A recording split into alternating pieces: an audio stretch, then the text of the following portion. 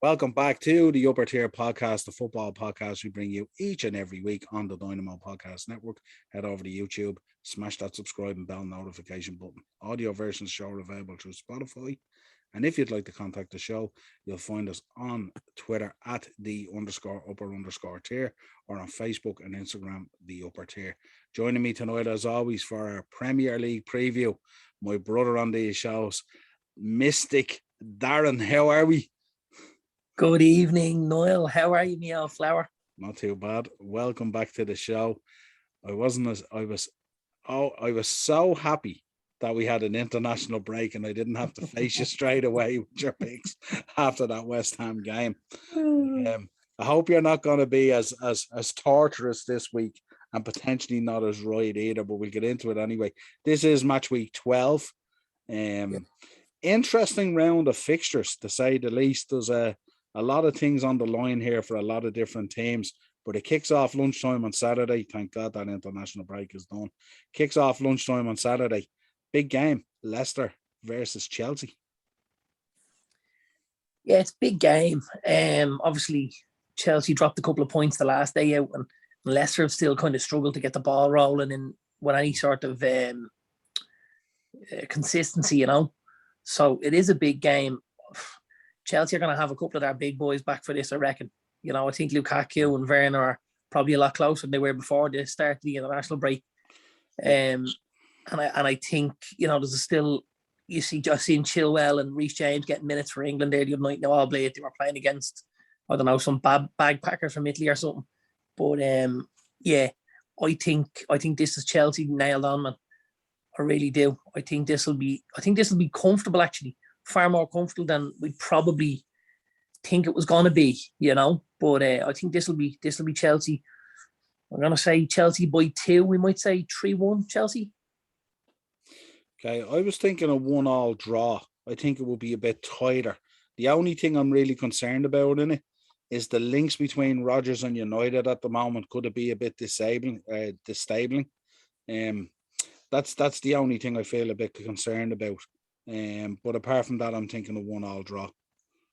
Rather than them being destabling, I'd just like them to be true. That would do for me at the minute, man, if I'm honest.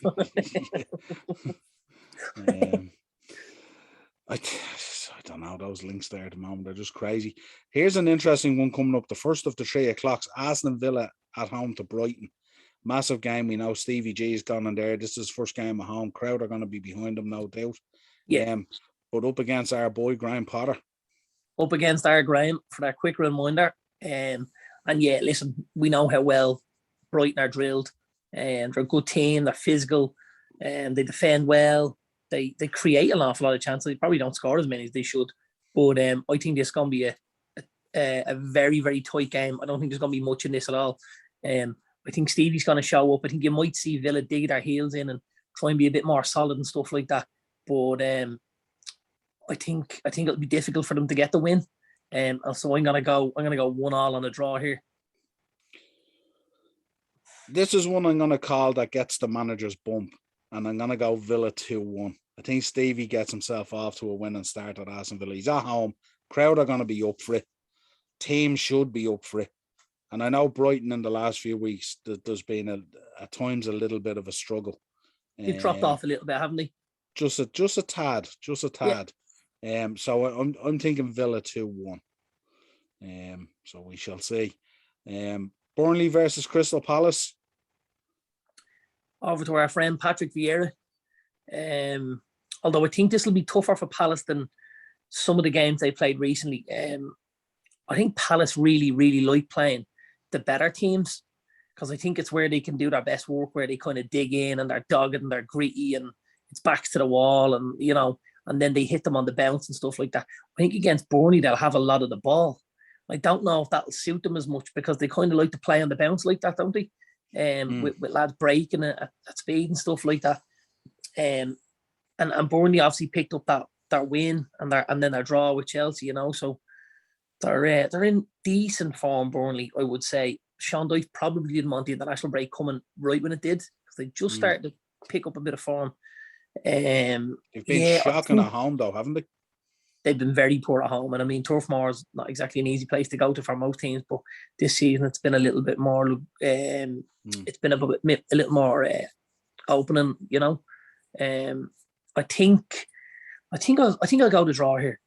You know, it's a bit more. I think it's going to be tight, but I think I'm going to say the draw here. Score draw 1-1. Yeah, I think 1-1. Let's go 2-2. Oh, okay. Let's go 2-2. This is one I think Palace are just going to nick it. You think so? I think Vieira has good stuff going on there at the moment, and I think he does. Brand of football. He does, yeah. And I think, to be honest with you, coming off the results he's had so far, I think if he didn't come away from Burnley with a win, he'd be quite disappointed. I don't know. I think there's a lot of people look at Burnley away from home and say, you know what, we get out of there with a point, unscathed, not too many injuries, nothing silly, and we just go to the next one. But not this season. This season, a lot of teams have been going there and picking up points. They have, but they've had a rough enough set of home fixtures as well, you know. They played some good sides as well. So, but listen, I don't think there'll be lots in it. Maybe the odd goal, but I'm going to go 2-2. Sure. Next up, Newcastle versus Brentford. The Eddie Howe era begins. Eddie needs to start well here. Eddie really, really needs to start well. And I don't know if this is a horrible fixture for Newcastle. Brentford have just gone off the boil slightly in recent weeks. And, you know, they haven't been playing the sort of free-flowing football that we were accustomed to in the opening few weeks for them. I think teams have started to work them out slightly. Tony has started, the goals have dried up from Ivan Toney and stuff like that. But don't forget, Ivan Toney, a former Newcastle player, he was sent out to Northampton first. I think then it was Peterborough, and he's landed at Brentford. Don't be surprised if back up in the northeast, Ivan Toney gets on the score sheet and does enough to get Brentford a point at the weekend. So it looks like lots of draws so far, isn't it? You're going with another score draw, yeah, 1-1. Going with another score draw, yeah. I just think Newcastle will be a little more resilient than they have been recently. You know. What's your making of it with the crowd? I mean, are the Newcastle crowd, are the Geordies, are they happy with Eddie Howe going in? I'm sure they're happy that they have a manager now. Yeah, and a coach and someone technically and tactically that has some ideas and stuff like that, you know. But yeah, I think he's probably not the name a lot of them wanted. But for now, he's a name that they'll put up with, let's say, until such time as maybe things look a bit more optimistic and the owners can sell the project a bit better to somebody else, you know. Yeah, agreed. Next up, Norwich versus Southampton. Norwich coming off a big win. They've got that new manager in, haven't they, in Dean Smith? And Southampton haven't been great. You know, they really haven't been great. They're not scoring enough goals, Southampton, and a little bit leaky at the back and stuff like that. Kind of workman-like, isn't it, really, from them? Very workman. Even when they pick up even a point, you're thinking they worked so hard for that point. Like, it shouldn't be this difficult, you know. I'm going to keep the trend going, man. I'm going to say 1-1. Jeez, this is going to be a massive acca if we hit this on Beat the Bookies. It'll be unbelievable. Probably the big one for you out of the 3 o'clocks, Watford versus United. Is this going to get controversial now? Yeah, you know you're shit when you're playing at 3 o'clock on a Saturday, don't you? Yeah. Yeah, this could be tough, man. This could be a lot tougher than most United fans think it's going to be. We talked about it the other night. They're quick, they're powerful. You know, a couple of lads have eye for goals there. I don't think this is going to be easy at all. I'm shocked Ollie is still at the wheel. Really, really am. You know, I know the links in recent days. It's been Rodgers, it's been Zidane, it's been Rodgers, it's been Zidane. Who's to know what it is? But I think this could be tough. You know, and I'm gonna say score draw. Is this with the crystal ball? You want to put those shades back on again? I don't know. I'm thinking United for the win here. I just know when his back is to the wall, and I know there's been a lot of rumblings. Not only are the fans concerned, but there's been a lot of rumblings from the players that they're nearly as shocked as the fans are that he's still there. But I just don't know when his back is against the wall, and I think the quality the quality eventually has to come through, doesn't it? It has to. Why? Because I look at both squads, you know what I mean? I look at both starting 11s, and I just think United just have so much more. And I mean, look, me and you could put out a starting 11 there that would give Watford a right good go on Saturday, wouldn't we? Yeah, but like when you see the lack of confidence and morale and stuff like that around the place, and how void of ideas they've been, and how tactically inept they've been, could you really go in saying that they were heavy favourites, even with the leverage in the squads? Like, well, you've Maguire coming back now off 2 world-class performances now. Where's your fishing rod tonight? I'm trying to coach you in there. I'm trying to give you something to cling on to. You're a United fan. I'm trying to give you hope, mate. Your hope is that he's gone. You know, I just can't believe we're still here. I'm going for a United win. I think the week away in a beat the Raven has done them well, maybe. You just want them there for another week so we can drop a couple more points the week after, that's all.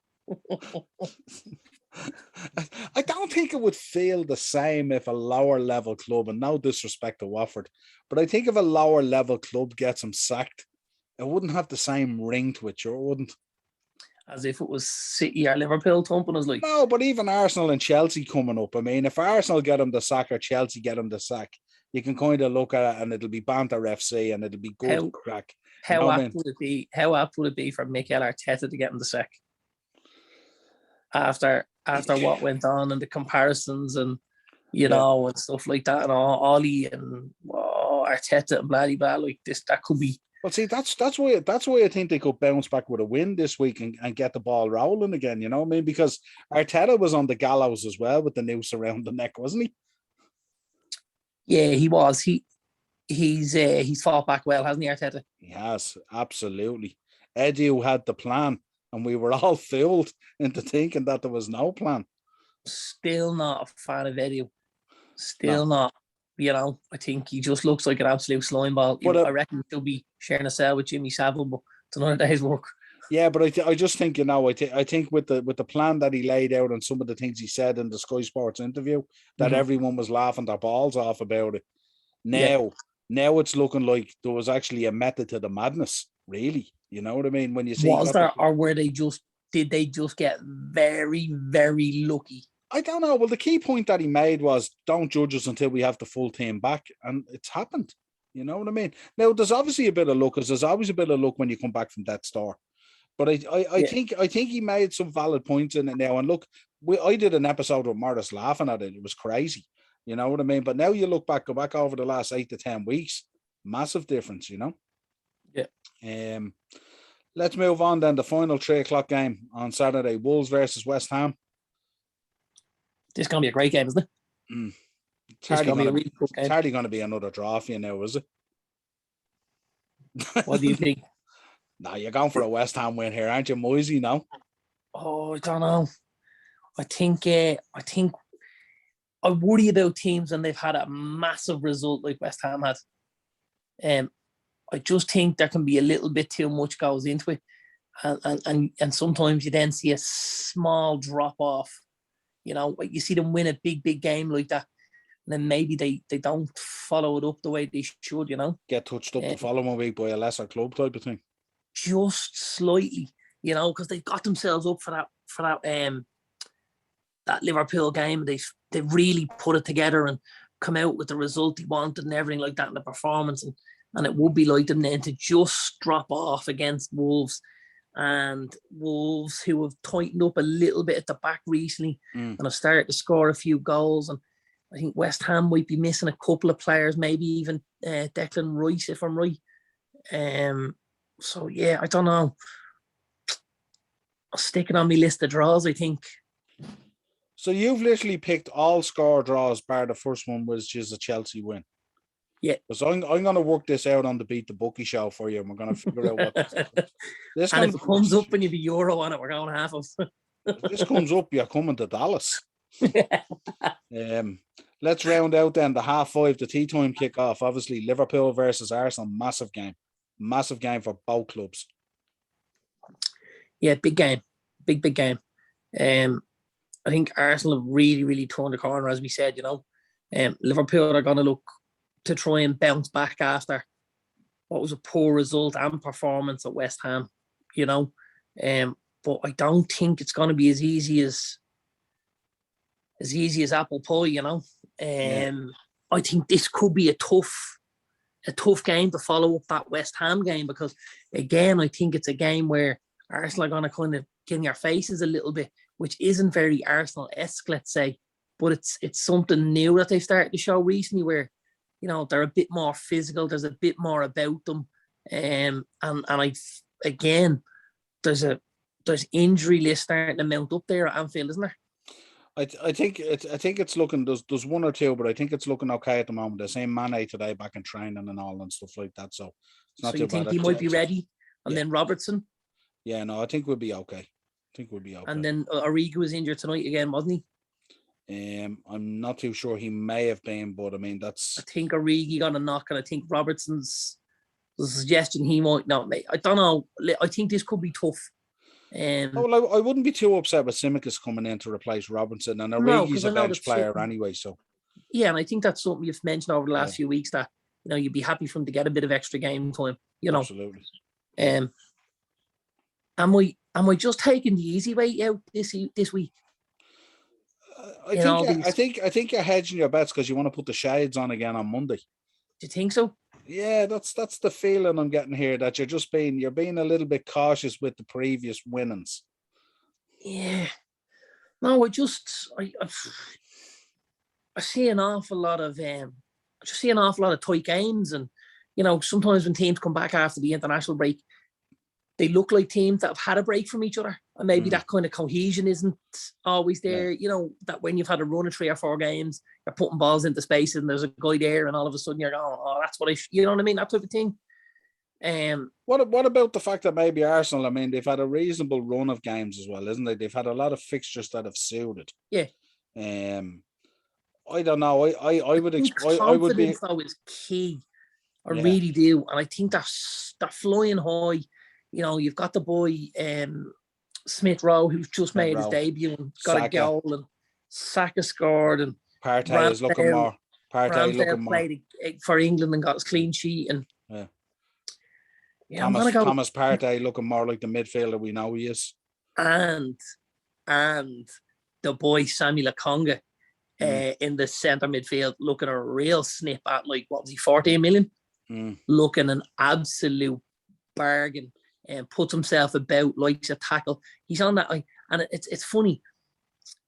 You look at certain international teams, and I would watch a lot. You're watching stuff coming through on Live Score, and you're kind of looking at the benches, and you're saying, who's coming off the bench here? And the boy Samuel Lokonga was coming off, was on that Belgian bench for the last little while. He's just been starting to get into the squad, and all of a sudden, Arsenal snap him up, and it's a good price and stuff like that. And something very similar, we talked about the boy Hans Vanaken at Club Brugge, and he's starting to play more game time. I think he's somebody that I think will move fairly shortly to a bigger team. I know Spurs have been linked with him heavily, and I wouldn't be surprised to see that happen. Really good footballer there, but I'm surprised that it doesn't. We don't see clubs do it more often. That when somebody gets into, because I mean, you got to be a reasonable footballer to get into an international squad. You know what I mean?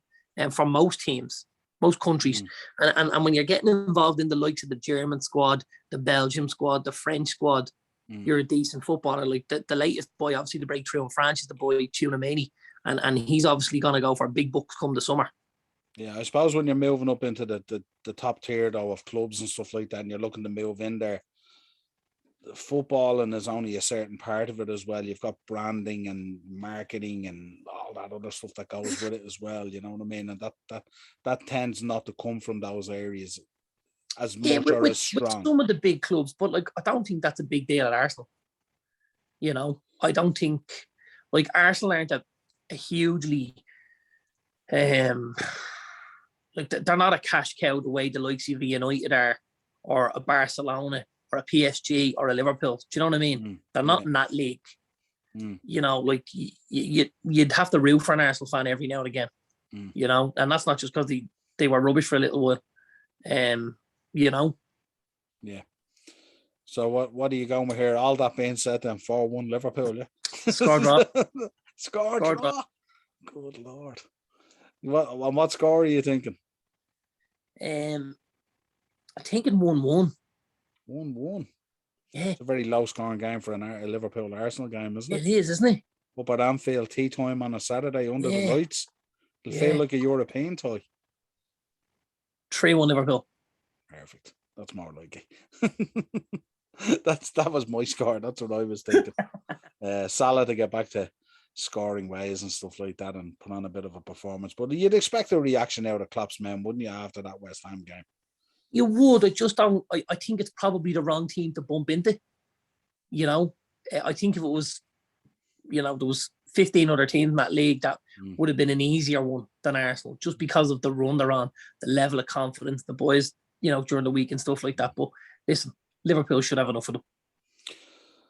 Hopefully. Let's move on to Sunday, the 2:00 Man City versus Everton. Yeah, this is going to be a tough day at the office for Everton, isn't it? I would have thought so, yeah. Absolutely. They've been really poor recently, and they're not creating enough. And the midfield is getting overrun in places, and there's not enough protection there. The back four have struggled to keep clean sheets, and they're kind of being picked off left, right, and centre here, Everton. And City boy 3-0 City. Good show. And then we round out the weekend, the evening kickoff, the Super Sunday, Tottenham versus Leeds. Antonio Conte, here's your victory. Here's your win that you were after. You come in, you got your 0-0 draw away with Spurs. This weekend, Spurs get away with Everton. This weekend, Spurs get the win. This will be really, really easy for Spurs. Kane coming back to great form. I know he only played San Marino in Albania, but he's taking the goals lovely, isn't he? Seven goals in 2 games, 2 man of the match performances. I think he got both the player of the games or whatever. Obviously the New England scorer, the record scorer and stuff like that.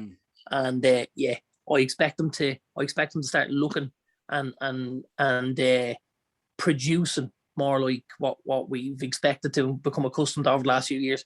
I think this is set up for Spurs to really hit the ground running. I wouldn't be surprised to see Spurs put 4 past Leeds. Wow, big show. How does that leave then? I mean, we've spoken about this manager merry-go-round. Where does that leave Bielsa then? I mean, he's struggling big time, isn't he? He is. He really, really is. And I suppose, you know, I'm not sure I understand. Yeah, neither do I. I'm not sure how long Leeds can allow this to go on. I know there's a massive amount of Bielsa love up there in Leeds, and obviously getting them back into the league and the style of play and stuff like that. But they've been so poor this season. They really have. You know, they're as open as a chocolate box at the back, aren't they? And I just don't see where they're gonna get the goals from. You know, I know Bamford has been big miss for them this season, but I just don't think there's enough from around the team. You know, last season you saw goals from like Click and from Dallas and stuff like that, and they seem to have dried up as well. I think the only one putting in any kind of a shift up there at the minute is Rafinha. Yeah. And I don't know if he can keep doing it on his own all the time, especially after he's had that trip to Brazil and to come back and stuff like that. So, yeah, I'd say Bielsa's got maybe 2 or 3 games left to save himself. Yeah, Harrison has been the one I've been so disappointed in. I mean, he got the contract up there and he got the signing and stuff, you know. And I mean, he was when he was on loan there, he was twice the player he is now as a Leeds player. You know what I mean? So I've been disappointed in him. I've also been disappointed in Dallas. I know what you're getting with Calvin Phillips, but I'd be a bit concerned there now if I was Bielsa. I mean, they'll be looking around the league here saying, Villa pushed the button. Norwich pushed the button. Spurs pushed the button. All these teams are pushing the button. Newcastle. Newcastle, Watford did it. They're all pushing the button. They're not hanging around. They're not messing around.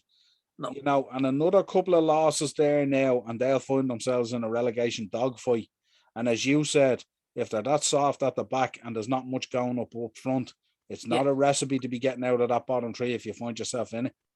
No, I think they're in major trouble, if I'm honest with you. And I think he's probably got 3 games to save himself here. I think Spurs are going to tonk them. I really do. And I don't ever see Spurs tonking a team, but I see them tonking these boys the weekend. I see the boy Steven Bergwijn got a goal and assist tonight for Holland as they qualified as well.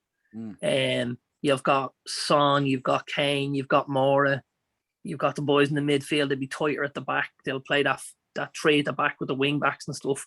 I think Tottenham are going to absolutely batter them. They certainly looked a different club against Everton, didn't they, when Conte went in there in terms of organisation? Absolutely. And I mean, that's without even, personnel changes, which will probably happen in January. That's just 3 days coaching. That's 3 days coaching and someone going, well, stop doing that because it's really stupid.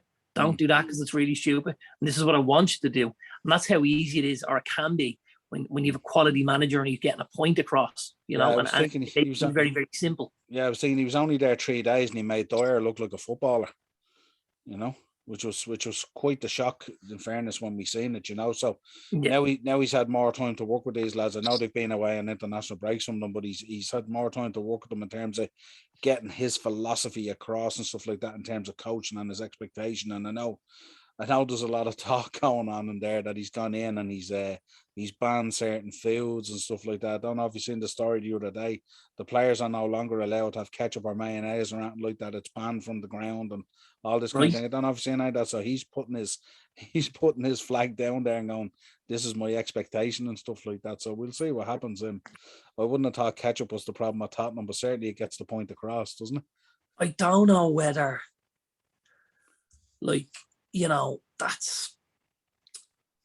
it's something so very, very menial that it can really backfire when you're trying to get guys on side from a man management point of view. Because it's a difficult thing for someone to buy into. I mean, if you're a footballer and you're a really good footballer and, tactically understand the game and physically can play the game and stuff like that, and you have a bloke who's harping on in your ear about fucking ketchup and mayonnaise, But the problem is 75% of that Spurs team are not really, really good footballers, and they're not really this, that, and the other. And they need an awful lot of cuddling, Yeah, but there's more than enough up at Spurs, or down at Spurs, we should say, that when they get somebody like Conte who's organised and has a structure and stuff like that, they've more than enough going on in their squad to be able to put this together and make him look good, where I just don't think you need to be having those arguments with ketchup and mayonnaise. I suppose if they go out and they slap up Leeds, I mean, the answer will be, maybe plain burgers is the way to go. Yeah, it's not for me or you though. Not for me or you though. Listen, I'm a plain burger kind of guy, so I'm all right with that. But I suppose the thing about it is you can do what you want at the training ground, but when you go home to have your dinner, there's no one looking in your window of your house. Do you know what I mean? Is he following Eric Dyer home to make sure he only had one burger instead of two? Maybe he has access to all the lads' Aldi and Lidl apps, has he, or something, so he can see what the shopping is or something. You know what Conte is like? He's meticulous, If they're not in Marks and Sparks, I just don't want to know, to be honest with you. Yeah. It was originally Marks and Sparks. I was downgrading it down because the boys had dropped out of the top 4, so maybe the cash wasn't the same, So what have we got here? What we have is we've got City and Spurs. You've got everything. You've got everything a draw, bar Chelsea and Liverpool, and then you have City and Spurs. So you've City, Spurs, Chelsea, Liverpool, and everything else a score draw. Right. So I will work on that, my friend, on the Beat the Bookie show. No doubt you'll be on for that or jump on for it anyway. Absolutely. And I will let you know what your odds are, both for your accumulator And also, I'll pick out of both teams to score bet as well, because you've done score draws. Lovely. Let's do that. And let's see what those results are. We might throw a few pound on maybe, and if it comes through, maybe we'll throw. We might split a fiver in two of them, Yeah, 250, and just see what happens. Yeah, what we'll do, if we earn a few bob, maybe we might throw it away to a charity or something like that. Give a local charity a few quid or something if we win it. Absolutely. The trip to WrestleMania charity. Well, listen, as always, a pleasure having you on for the preview. Shelbourne Stadium, home for our old dogs. Yeah, absolutely. Retirement home for what was the one on Mrs. Brown's Boys? God, I can't remember now. What was it? Whippets and Greyhounds or something. What was it? Whip around. Yeah. Yeah. Well, listen, pleasure having you on as always for these previews. This is going to be an interesting one. I'm telling you now, I'm going missing on Monday if you get a bunch of these right, because I just might as well give up. Till next time, this has been your Premier League preview. Match week 12 coming up. Some massive fixtures coming up, especially on the back of coming back off an international break. Some players very happy with their performances. Other players very disappointed that they were in pole position and now find themselves in qualifiers, namely CR7 and Bruno Fernandes. But that's neither here nor there. Until next time, YouTube, Dynamo Podcast Network, Spotify for audio versions of the show. And these two handsome lads will be back with you again real soon for no doubt more episodes. Till next time, my friend. Cheers, brother.